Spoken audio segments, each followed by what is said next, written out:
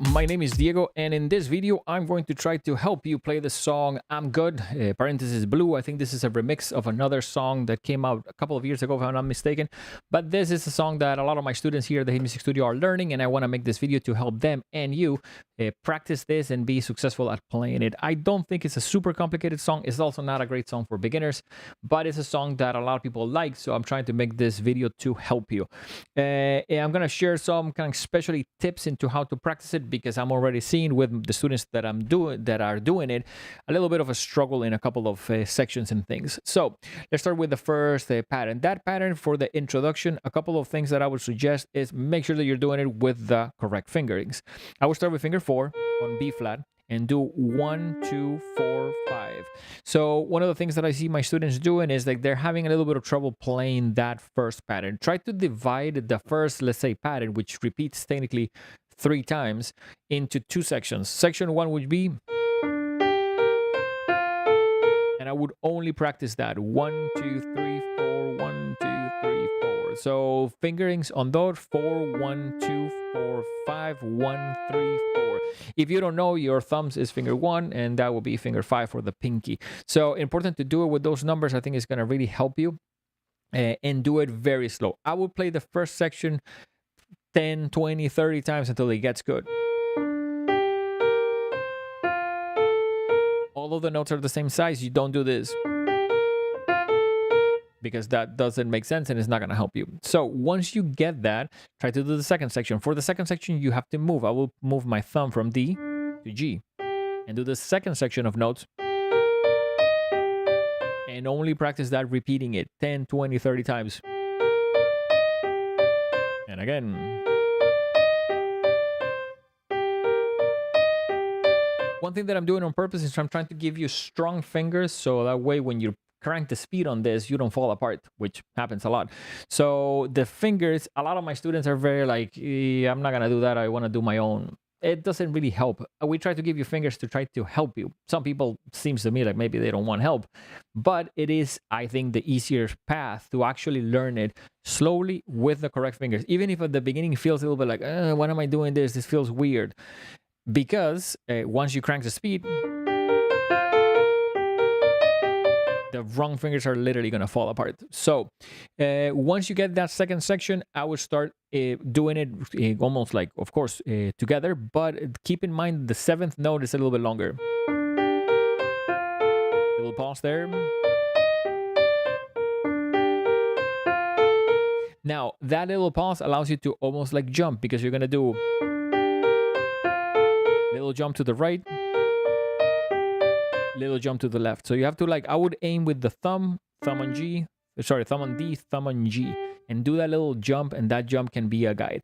Of course, do that until it gets good. Be patient. This is a song that the pattern, it's not necessarily a super simple pattern. Now, when you get to the last repetition, you do 3 complete ones of those that are repetition changes. So on the intro of the song, it plays that, and then on the other times, I think it does this.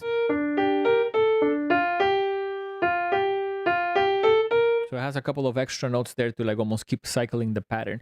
So with that, we should be able to play the first part. Definitely try to do it with the recording, so that way you can do it slowly. So one of the things that, like, take YouTube, go put it on 0.5 on the playback settings, and that way practice with the song, but practice slowly. It makes a big difference.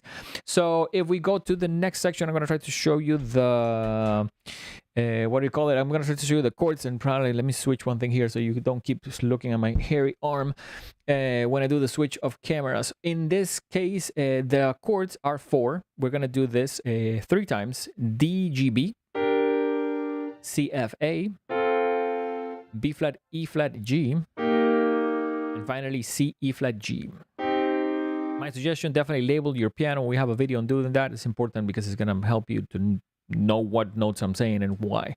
So once you have those, try to play them 2 count each. 1, 2, 3, 4. 1, 2, 3, 4. And when you play those, try to do it with the numbers that I'm doing there. 1, 3, and 5. 1, 3, and 5 for all of them. 1, 3, and 5, and 1, 3, and 5. So I would practice very slowly. The third chord goes a little bit almost ahead, and I'll show you in a second with a beat. Actually, let me show you. Let me take my beat and slow it down so you can get an idea. So it's almost like when you start playing this with the singer singing, you're gonna do 1, 2, 3, 4. So the third chord.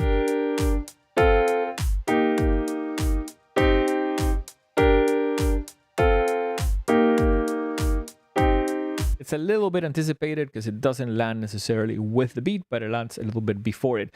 I would practice that until you have it, and then you can include the left hand. The left hand is 4 notes, G, F, E flat, and C, and I would do it with fingers 1, 2, 3, and 5. So important to do.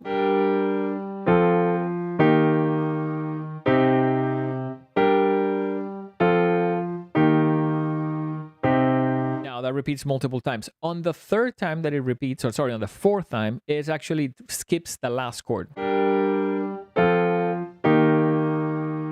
It just stays there. So keep in mind that it's almost like 3 complete repetitions of the same thing. The fourth one changes a little bit. Now, lastly, let me talk a little bit about doing it with 2 hands, because with doing it with 2 hands is when you can put a little bit more energy to it, which is what I was doing in the intro. The beginning of the song is just with the right hand, but the other times that the little piano riffs comes along, you're gonna play it with 2 hands. When you do that, the notes do line up, and I'm doing their octaves. If you are young, try to probably not do octaves on the left hand. It's a little bit challenging, but almost I try to do it because it beefs up a little bit the sound, which I think is a good thing. But if you're younger, sometimes doing an octave, which is 2 notes of the same letter, can be challenging. So this lines up G and B flat, C with F, E flat with B flat, and C here. So do it very slowly. You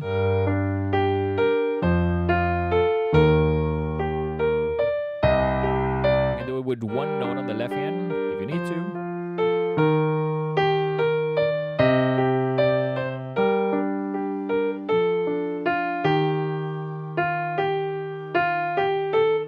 Course keeps repeating. So it's definitely a cool song that I would like for my students to be successful, and a couple of them are literally in the middle of working on.